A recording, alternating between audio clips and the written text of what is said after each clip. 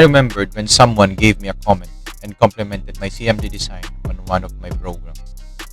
He asked me how or what tool did I use to make it.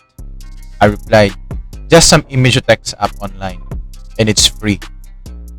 Told them the website and later came back to me and asked, how did I remove the additional dots surrounding the text?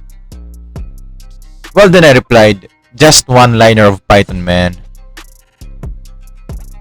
Here is some of my project's command line designs.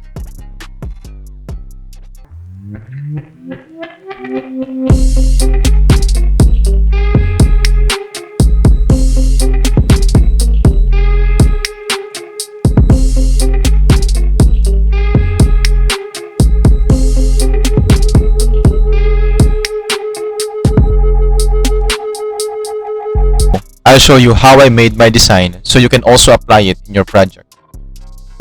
A catching to the eye program designs sometimes get your client's attention. This is a Code with Me series, so grab your keyboards, code with me, and turn that music. Yes, sir.